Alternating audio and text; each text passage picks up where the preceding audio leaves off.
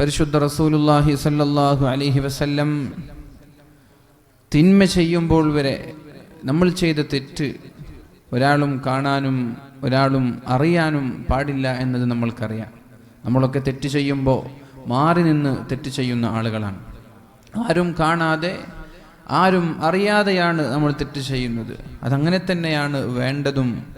നമ്മൾ ചെയ്ത തെറ്റുകൾ മറ്റൊരാളോട് പറയുക പോലും ചെയ്യരുത് എന്നാണ്. നമ്മൾ സ്വന്തമായി ചെയ്ത തെറ്റുകൾ നമ്മുടെ അടുത്ത ഭാര്യ ആയിരിക്കാം, ഭാര്യയോട് പോലും നമ്മൾ ചെയ്ത തെറ്റുകൾ പറയരുത് എന്നാണ്.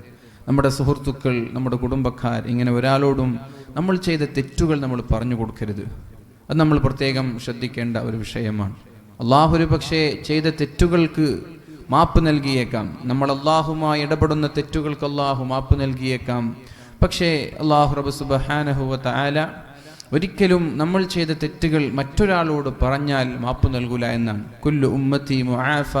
അള്ളാഹു ലോകത്തെ സമുദായത്തിലെ മുഴുവൻ ആളുകൾക്കും മാപ്പ് നൽകുമ്പോൾ ഇല്ലൽ മുജാഹിരീൻ, തിന്മകൾ തെറ്റുകൾ മറ്റുള്ളവരോട് പറഞ്ഞ് പരസ്യപ്പെടുത്തുന്ന ആളുകളെ അള്ളാഹു ഒരിക്കലും മാപ്പ് നൽകൂല എന്ന് മുഹമ്മദുർ റസൂലുള്ളാഹി സ്വല്ലല്ലാഹു അലൈഹി വസല്ലം. അപ്പം തിന്മകൾ ഒരിക്കലും പരസ്യമാക്കാൻ പാടില്ല. നമ്മളൊരു തെറ്റു ചെയ്താൽ നാമും നമ്മുടെ റബ്ബും മാത്രമേ അറിയാൻ പാടുള്ളൂ. അതേപോലെ മഹാന്മാരായ ബിശ്ർ ഇബ്നു ഹാരിസ് റളിയല്ലാഹു അൻഹു, അദ്ദേഹം അതുപോലെ പ്രഗത്ഭരായ ഉലമാക്കളും ആലിമീങ്ങളൊക്കെ പറയുന്നത്, ഏതുപോലെ നമ്മൾ തിന്മകളെ മറച്ചു വെക്കുന്നുണ്ടോ അതേപോലെ നമ്മൾ നന്മകളെ അതിനേക്കാളും ഉഷാറായി നന്മകളെ നമ്മൾ മറച്ചു വെക്കണമെന്നാണ്. നമ്മളും നമ്മുടെ റബ്ബും മാത്രം അറിയുന്ന ചില നന്മകൾ നമ്മളിൽ ഉണ്ടാവണം. വേറെ ഒരാളും അറിഞ്ഞിട്ടില്ല, ഭാര്യയോ മക്കളോ കുടുംബക്കാരോ ഒരാളും അറിയാത്ത വളരെ രഹസ്യമായ ഒരുപാട് നന്മകൾ നമ്മളിൽ ഉണ്ടാവണം. അതാണ് നാളെ ആഖിറത്തിൽ നമ്മൾക്ക് രക്ഷപ്പെടാൻ ഏറ്റവും ഉപകരിക്കുന്നത്. മഹാനായ ഇബ്നു അബി അദി റളിയല്ലാഹു അൻഹു പറയുന്നുണ്ട്, സ്വാമ ദാവൂദ് ഇബ്നു അബി ഹിന്ദ് 40 സന, 40 വർഷക്കാലം ദാവൂദ് ഇബ്നു അബി ഹിന്ദ് എന്നവർ നോമ്പ് നോറ്റു. വീട്ടുകാരോ കൂട്ടുകാരോ നാട്ടുകാരോ ആരും അറിയാതെ 40 വർഷത്തോളം നോമ്പെടുത്തു എന്നാണ്. നമ്മളൊരു സുന്നത്ത് നോമ്പെടുത്താൽ അത് നാട്ടുകാർ മുഴുവനും അറിയും, കുടുംബക്കാർ മുഴുവനും അറിയും. ഞാൻ നോമ്പായിരുന്നു അങ്ങനെയൊക്കെ നമ്മൾ പറയും. അല്ലെങ്കിൽ എവിടെയെങ്കിലും നോമ്പ് നോട്ട് നമ്മൾ ഏതെങ്കിലും സൽക്കാരത്തിന് ചെല്ലും, ഭക്ഷണം കഴിക്കാൻ പറയുമ്പോൾ ഞങ്ങൾക്ക് നോമ്പാണ് എന്നൊക്കെ പറഞ്ഞ് മാറി നിൽക്കും. അതൊരു പക്ഷേ റിയാഇൻ്റെ മറ്റുള്ളവർക്ക് കാണാൻ വേണ്ടി ചെയ്യുന്നതിൻ്റെ ഭാഗമായി മാറാൻ സാധ്യതയുണ്ട്. അപ്പോൾ 40 വർഷക്കാലം നോമ്പെടുത്തു, വീട്ടുകാരറിഞ്ഞില്ല. എങ്ങനെ? രാവിലെ വീട്ടിൽ നിന്ന് വരുമ്പോൾ ഭാര്യയോട് ഭക്ഷണം വാങ്ങിക്കും. ഭക്ഷണം കഴിക്കാൻ പറയുമ്പോൾ അത് പാർസൽ ചെയ്യാൻ പറയും. ഞാൻ എൻ്റെ ജോലി സ്ഥലത്ത് പോയി അവരുടെ കൂടെ പോയി ഭക്ഷണം കഴിക്കാമെന്ന് പറയും. അങ്ങനെ ഭക്ഷണത്തിൻ്റെ പൊതിയുമായി വീട്ടിൽ നിന്നിറങ്ങും. അവിടെ എത്തി അത് ചങ്ങാതിമാർക്ക് വിതരണം ചെയ്യും. ഇദ്ദേഹം പറയും, ഞാൻ വീട്ടിൽ നിന്ന് കഴിച്ചു. രാത്രി നോമ്പ് തുറക്കാനാകുമ്പോൾ വീണ്ടും തിരിച്ചു വീട്ടിൽ പോകും. അപ്പോൾ വീട്ടിൽ പോയി ഭക്ഷണം കഴിക്കും. ഭാര്യ അറിയില്ല ഇദ്ദേഹം രാവിലെ മുതൽ മഗ്രിബ് വരെ നോമ്പിലായിരുന്നുവെന്ന്. ചങ്ങാതിമാരറിയില്ല ഇദ്ദേഹം രാവിലെ നാസ്ത കഴിക്കാതെ വന്നതാണ്, നോമ്പിലായിരുന്നുവെന്ന് ചങ്ങാതിമാർക്കും അറിയില്ല.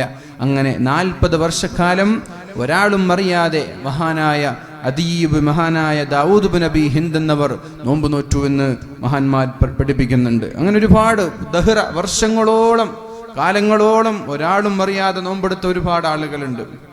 ഇതുപോലെ എന്തെങ്കിലും ഒരു നന്മ, ഒന്നുകിൽ നോമ്പുകളായി, തഹജ്ജുദ് നിസ്കാരങ്ങളായി, സ്വദഖകളായി, കാരുണ്യ പ്രവർത്തനങ്ങളായി, ചാരിറ്റി, ഇതുപോലെയുള്ള നല്ല നല്ല പ്രവർത്തനങ്ങൾ ഇൻഷാ അല്ലാഹ് നമ്മുടെ ഭാഗത്ത് നിന്ന് ഒരുപാട് വേണം. ഏതുപോലെ കൂമ്പാരം കണക്കെ നന്മകൾ നമ്മൾ ഒരുമിച്ച് കൂട്ടണം. മഹാനായ ഇബ്നുൽ ജൗസി തങ്ങൾ പറയുന്നുണ്ട് അദ്ദേഹത്തിൻ്റെ കിതാബിൽ, മഹാനായ മുഹമ്മദ് ഇബ്നുൽ മുൻകദിർ റളിയല്ലാഹു അൻഹു പരിശുദ്ധ റസൂലുള്ളാഹി സ്വല്ലല്ലാഹു അലൈഹി വസല്ലമ തങ്ങളുടെ പള്ളിയുടെ ഒരു മൂലയിൽ എന്നും ഇരിക്കാറുണ്ടായിരുന്ന, പള്ളിയുടെ ഒരു മൂലയിൽ ഇശാ നിസ്കാരം കഴിഞ്ഞാൽ അവിടെ ഇരിക്കും, അവിടെ കിടന്നുറങ്ങും, അവിടെ ഇബാദത്ത് ചെയ്യും. അങ്ങനെ ഇരിക്കുമ്പോഴാണ് ഒരാൾ അവിടേക്ക് കടന്നു വന്നത്. നാട്ടിൽ വലിയ ക്ഷാമമായിരുന്നു, നാട്ടിൽ വെള്ളമില്ലാതെ വലിയ പ്രയാസങ്ങളിലായിരുന്നു ആളുകളൊക്കെ. ആളുകൾ ഒരുപാട് അള്ളാഹുവിനോട് ദുആ ചെയ്തു, അള്ളാഹുവേ മഴ തരണം, അള്ളാഹുവേ മഴ തരണമെന്ന് നിരന്തരമായി ആളുകൾ ദുആ ചെയ്തിട്ടും അള്ളാഹു മഴ കൊടുത്തില്ല. വലിയ ക്ഷാമം നാട്ടിൽ പിടിപ്പെട്ടു. അങ്ങനെ ഇരിക്കുമ്പോഴാണ് ഫലമ്മാ കാന മിനൽ ലൈൽ, രാത്രിയായപ്പോ സ്വല്ലൈതു ഇശാ അൽ ആഖിറ, ഞാൻ ഇശാ നിസ്കാരം കഴിഞ്ഞ് പള്ളിയിൽ ഇരിക്കുമ്പോഴാണ് ഒരു ചെറുപ്പക്കാരൻ എൻ്റെ അടുത്തേക്ക് കടന്നു വന്നത്. ഫജാഅ റജുലുൻ അസ്വദ്, ഒരു കറുത്ത ചെറുപ്പക്കാരനാണ്. അദ്ദേഹത്തിന്റെ മുടിയൊക്കെ ജടകുത്തിയിട്ടുണ്ട്. അങ്ങനെ അദ്ദേഹം ഒരു വലിയൊരു തട്ടം അദ്ദേഹത്തിന്റെ കയ്യിലുണ്ട്. ആ തട്ടം മാറ്റിവെച്ച് ഉള്ള വസ്ത്രം ധരിച്ച് അദ്ദേഹം എൻ്റെ മുമ്പിൽ ഇരിക്കുകയുണ്ടായി. ഞാൻ അദ്ദേഹത്തെ തന്നെ നോക്കി നിന്നു. ആ സമയത്ത് അദ്ദേഹം തട്ടം മാറ്റിവെച്ച് നിസ്കരിക്കാൻ തുടങ്ങി. രണ്ട് റക്അത്ത് അദ്ദേഹം നിസ്കരിച്ചു. സുമ്മ ജലസ, പിന്നെ അദ്ദേഹം ഇരുന്നു. എന്നിട്ട് ദുആ ചെയ്തു, ഐ റബ്ബ്, അല്ലാഹുവേ, ഐ റബ്ബ്, അല്ലാഹുവേ, അഖ്റജ അഹ്ലുൽ ഹറം, ഈ ഹറമിലെ അല്ലാഹുവിന്റെ ഹബീബിന്റെ ഹറമിലെ മദീനയിലെ ആളുകൾ നിന്നോട് ദുആ ചെയ്യാൻ വേണ്ടി പുറപ്പെട്ടിട്ടുണ്ട്. ഇസ്തസ്ഖൂൻ, നിരന്തരമായി നിന്നോട് ദുആ ചെയ്തുകൊണ്ടിരിക്കുകയാണ്. ഫലം തസ്ഖിഹിം, നീ അവർക്ക് മഴ കൊടുത്തില്ലല്ലോ റബ്ബേ. അതുകൊണ്ട് ഫഅന ഉഖ്സിമു അലൈക, ഞാൻ നിന്നോട് സത്യം ചെയ്തുകൊണ്ട് നിന്നോട് ചോദിക്കുകയാണ്, നിർബന്ധമായും നീ ജനങ്ങൾക്ക് മഴ നൽകണം. ലമാ സഖൈതഹും, നിർബന്ധമായിട്ടും നീ മഴ നൽകണമെന്ന് ഞാൻ നിന്നോട് സത്യം ചെയ്ത് ചോദിക്കുകയാണ്. മഹാനായ ഇബ്നുൽ മുൻകദിർ തങ്ങൾ പറഞ്ഞു, മജ്നൂനുൻ ഹാദാ, ഇയാൾക്ക് എന്ത് സുഖമില്ലേ, ഇയാൾക്ക് ഭ്രാന്തുണ്ടോ? ആളുകളൊക്കെ ദുആ ചെയ്തിട്ട് ഇയാൾ പടച്ചവനോട് പറയാണ്, ഞാൻ ചോദിക്കുകയാണ് നിർബന്ധമായിട്ട് മഴ തരണം എന്ന് അദ്ദേഹം അള്ളാഹുവിനോട് ദുആ ചെയ്തു. അങ്ങനെ ദുആ ചെയ്ത് കൈകൾ താഴ്ത്തുമ്പോഴാണ് സമിഅത്തുർ റഅദ, വലിയൊരു ഇടിയുടെ മുഴക്കം കേട്ടു. സുമ്മ ജാഅത്തിസ് സമാഉ ബിശൈഇൻ മിനൽ മതർ, ആകാശത്ത് നിന്ന് ശക്തമായ കോരിച്ചൊരിയുന്ന മഴ പെയ്യാൻ തുടങ്ങി. എനിക്ക് എൻ്റെ വീട്ടിലേക്ക് പോലും പോവാൻ ബുദ്ധിമുട്ടായി. എൻ്റെ വീട്ടിലേക്ക് പോവാൻ കഴിഞ്ഞില്ല, ശക്തമായ മഴ. ഞാൻ പള്ളിയിൽ തന്നെ ഇരുന്നു. ഇദ്ദേഹമാണെങ്കിൽ നിരന്തരമായി പള്ളിയിൽ വെച്ച് ആ മഴയുടെ ശബ്ദം കേൾക്കുമ്പോൾ പറഞ്ഞു, വമൻ അന, ഞാൻ ആരാണ്, വമാ അന, ഞാൻ ആരാണ് എന്ന് അല്ലാഹുവിനോട് പറഞ്ഞു. എന്നിട്ട് അല്ലാഹുവിനോട് പറഞ്ഞു, വലാകിൻ ഉസ്തു ബിഹംദിക, പക്ഷേ ഞാൻ നിനക്ക് സ്തുതി ചെയ്യുകയാണ്. ഞാൻ ചോദിച്ചപ്പോൾ നീ മഴ തന്നത് കാരണം ഞാൻ നിനക്ക് സ്തുതി ചെയ്യുകയാണെന്ന് പറഞ്ഞു. അങ്ങനെ അദ്ദേഹം നിരന്തരമായി നിസ്കരിച്ചു. സുബഹിയുടെ സമയമായി, സുബഹി ബാങ്ക് വിളിക്കാനായി എന്നറിഞ്ഞപ്പോ അദ്ദേഹം വിത്ർ നിസ്കരിച്ചു. എന്നിട്ട് ബാങ്കും കൂടി കൊടുത്തപ്പോഴേക്കും 2 റക്അത്ത് സുന്നത്ത് നിസ്കരിച്ചു, മാറി നിന്നു. ആളുകളെല്ലാം പള്ളിയിലേക്ക് കടന്നു വന്നു. സുബഹി നിസ്കാരം ജമാഅത്തായി നിസ്കരിച്ചു. സലാം വീട്ടിയ ഉടനെ ഇദ്ദേഹം പള്ളിയിൽ നിന്നിറങ്ങിപ്പോയി. ഞാനും അദ്ദേഹത്തിന്റെ പിന്നാലെ പോയി. എവിടേക്കാണ് പോകുന്നതെന്നറിയാൻ നോക്കുമ്പോൾ ഒരു വീട്ടിലേക്ക് അദ്ദേഹം കയറി. ഞാൻ തിരിച്ചെന്റെ പള്ളിയിലേക്ക് വന്നു. പിറ്റേ ദിവസവും രാത്രി അതേ സ്ഥലത്ത് ഞാൻ ഇരിക്കുകയാണ്. ഇശാ നിസ്കാരം കഴിഞ്ഞപ്പോൾ ആ വ്യക്തി നേരെ പള്ളിയിലേക്ക് വന്നു. ഇന്നലെ ചെയ്തതുപോലെ നിരന്തരമായി നിസ്കാരം, സുബഹി വരെ നിസ്കാരം. സുബഹിയോടടുത്ത സമയമാകുമ്പോൾ വിത്ർ നിസ്കരിച്ചു.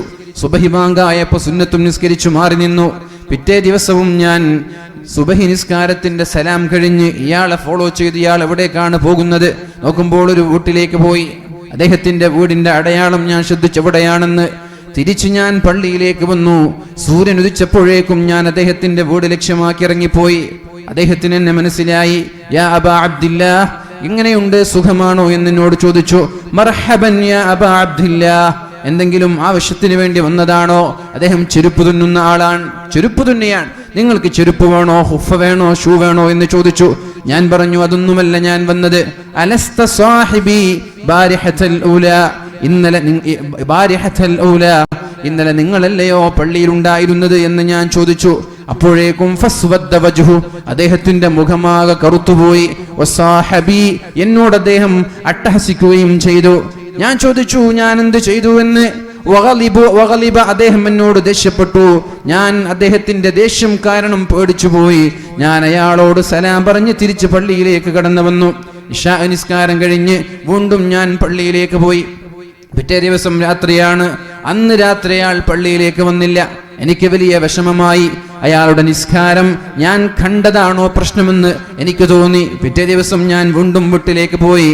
നോക്കുമ്പോൾ വീടിന്റെ കവാടങ്ങൾ, വീടിന്റെ വാതിൽ തുറന്നു കിടക്കുകയാണ്. ഞാൻ ചോദിച്ചു, വീട്ടുകാരൻ എവിടെയെന്ന്. വീട്ടുകാര് പറഞ്ഞു, നിങ്ങളും അയാളും തമ്മിൽ എന്തെങ്കിലും പ്രശ്നമുണ്ടായോ ഇന്നലെ? ഞാൻ പറഞ്ഞു, ഒന്നുമില്ല, ഒരു പ്രശ്നവും ഉണ്ടായിട്ടില്ല. പക്ഷേ അയാളുടെ ഇന്നലെ രാത്രി നടന്ന നിസ്കാരത്തെക്കുറിച്ച് ഞാൻ പറഞ്ഞു കൊടുക്കുകയുണ്ടായി. ഇന്നലെ രാത്രി നടന്ന നിസ്കാരത്തെക്കുറിച്ച് ഞാൻ പറഞ്ഞു കൊടുക്കുകയുണ്ടായി. അതുകൊണ്ട് ഇന്നലെ രാത്രി നടന്ന നിസ്കാരത്തെക്കുറിച്ച് ഞാൻ പറഞ്ഞു കൊടുത്തതായിരിക്കും ഒരു പക്ഷേ അദ്ദേഹം ദേഷ്യപ്പെടാനുള്ള കാരണം. അപ്പോ വീട്ടുകാര് പറഞ്ഞു, അദ്ദേഹത്തിന്റെ കയ്യിലുണ്ടായിരുന്ന ആ ഒരു തട്ടം ഉപയോഗിച്ച് അദ്ദേഹം അവിടെയുള്ള മുഴുവൻ സാമഗ്രികളും വസ്തുക്കളും എടുത്ത് ഇവിടെ നിന്ന് ഇറങ്ങിപ്പോയിരിക്കുകയാണ്. എനിക്ക് വേദന തോന്നി. കാരണം ഞാൻ അയാളുടെ അമല് കണ്ടു എന്ന് അറിഞ്ഞത് കൊണ്ടാണല്ലോ. മദീനയുടെ മുഴുവനും വീടും ഞാൻ അരിച്ചു പുറക്കി, ഒരു സ്ഥലത്തും അയാളെ ഞാൻ കണ്ടെത്തിയില്ല. എന്തിനാണ് അയാൾ പോയത്? ആരാരും കാണാതെ അല്ലാഹുവും അദ്ദേഹവും മാത്രമുണ്ടായിരുന്ന ആരാധന, അല്ലാഹുവും അയാളുമല്ലാതെ വേറെ ഒരാൾ ആരാധന കണ്ടില്ലെന്നായിരുന്നു അദ്ദേഹത്തിന്റെ വിചാരം. അത് ഞാൻ കണ്ടു എന്നറിഞ്ഞപ്പോഴേക്കും അദ്ദേഹം അവിടെ നിൽക്കാതെ ഇനി വേറെ ഒരാളും കാണാത്ത രഹസ്യമായ ആരാധന ചെയ്യാൻ പറ്റിയ സ്ഥലം വേണമെന്ന് അന്വേഷിച്ച് യാത്ര പോയിരിക്കുകയാണ്. ഇതുപോലെയുള്ള ആരും കാണാത്ത, ആരും അറിയാത്ത, നമ്മുടെ ഭാര്യമാര് പോലും തിരിച്ചറിയാത്ത, അല്ലാഹുവും നമ്മളും മാത്രം ബന്ധമുള്ള അമലുകൾ നമ്മളിൽ ഉണ്ടാവണം. അങ്ങനെ മഹാന്മാരായ പ്രവാചകന്മാർക്കുണ്ടായിട്ടുണ്ട്, മഹാന്മാരായ സലഫുസ് സാലിഹീങ്ങൾ ചെയ്തിട്ടുണ്ട്. ഫർള് നിസ്കാരം അങ്ങനെ ചെയ്യണമെന്നല്ല, ഫർള് നിസ്കാരം പള്ളിയിൽ പോയി തന്നെ ചെയ്യണം. സകാത്ത് അങ്ങനെ കൊടുക്കണമെന്നല്ല, സകാത്ത് പരസ്യമായിട്ട് തന്നെ കൊടുക്കണം. പക്ഷേ നമ്മുടെ സുന്നത്തായ കാര്യങ്ങൾ അത് രഹസ്യമാക്കി വെക്കലാണ് ഏറ്റവും ഉത്തമം. എങ്ങനെയാണ് പള്ളിയിലേക്ക് പോവേണ്ടത്? ജമാഅത്ത് നിസ്കരിക്കാൻ പള്ളിയിലേക്ക് പോവേണ്ടത് വുളൂ ചെയ്യൽ വീട്ടിൽ വെച്ച് ചെയ്യലാണ് സുന്നത്ത്. നിസ്കാരങ്ങൾക്ക് മുമ്പുള്ള സുന്നത്ത് നിസ്കാരം വീട്ടിൽ വെച്ച് നിസ്കരിക്കലാണ് സുന്നത്ത്. എന്നിട്ടാണ് പള്ളിയിലേക്ക് പോവേണ്ടത്. അങ്ങനെ ഒരാൾ പള്ളിയിലേക്ക് പോയാൽ അയാളുടെ ഓരോ കാൽച്ചുവടുകൾക്കും അല്ലാഹു പാപങ്ങൾ പുറത്തു കൊടുക്കുമെന്നും ഉന്നതമായ ദറജ അല്ലാഹു നൽകുമെന്നും ഓരോ കാൽപാദങ്ങൾക്കും അല്ലാഹു പ്രതിഫലം നൽകുമെന്നും പരിശുദ്ധ റസൂലുള്ളാഹി സ്വല്ലല്ലാഹു അലൈഹി വസല്ലം. അങ്ങനെ പള്ളിയിലെത്തിയാൽ തഹയ്യത്ത് നിസ്കരിക്കാം, തിരിച്ചു പള്ളിയിൽ നിന്ന് വീട്ടിലേക്ക് വരണം. ളുഹർ നിസ്കാരം കഴിഞ്ഞാൽ അതിന്റെ സുന്നത്ത് നിസ്കാരം വീട്ടിൽ വെച്ച് നിസ്കരിക്കലാണ് നല്ലത്. സുബഹി നിസ്കാരത്തിന്റെ ശേഷം സുന്നത്തില്ല, പക്ഷേ സുബഹിയുടെ മുമ്പുള്ള സുന്നത്ത് വീട്ടിൽ വെച്ച് നിസ്കരിച്ചങ്ങോട്ട് പോവലാണ് നല്ലത്. തഹജ്ജുദ് നിസ്കാരം നമ്മുടെ വീട്ടിൽ വെച്ച് നിസ്കരിക്കലാണ് നല്ലത്. നമ്മുടെ സ്വതക്കകൾ ആരും അറിയാത്ത രഹസ്യമായ സ്വതക്കകൾ നമ്മൾക്കുണ്ടാവണം. ഇവിടെ വലിയൊരു മദ്രസയുടെ നിർമ്മാണം നടന്നു. നമ്മളിൽ പല ആളുകളും പല എമൗണ്ടുകൾ ഇവിടെ ഏൽപ്പിക്കുകയുണ്ടായി.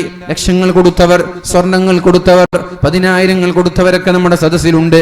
എന്നാൽ ഞാൻ ചോദിക്കട്ടെ, അതൊക്കെ പുണ്യമുള്ള കാര്യം തന്നെയാണ്.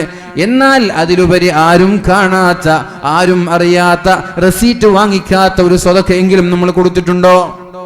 ഞാനും എൻ്റെ റബ്ബും മാത്രം അറിഞ്ഞാൽ മതി. അപ്പൊ അതെങ്ങനെയാ കൊടുക്കുക?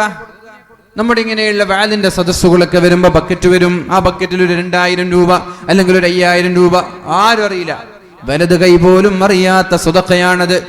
വലത് കൈ പോലും അറിയാത്ത, ഇടത് കൈ പോലും അറിയാത്ത രഹസ്യമായ സ്വതക്കയാണത്. ഈ സ്വതഖയ്ക്കാണ് അല്ലാഹു നാളെ അർശിന്റെ തണൽ നൽകുന്നത് എന്ന് മുഹമ്മദുർ റസൂലുള്ളാഹി സ്വല്ലല്ലാഹു അലൈഹി വസല്ലം. യൗമ ലാ ദില്ല ഇല്ലാ ദില്ലുഹ്, അല്ലാഹുവിന്റെ തണലല്ലാതെ വേറൊരു തണലില്ലാത്ത ദിവസമാണത്. അവിടെ അല്ലാഹു തആല തണൽ നൽകുന്നത് ഇത്തരം ആളുകൾക്കാണ്. ഇടത് കൈ പോലും അറിയാൻ പാടില്ല.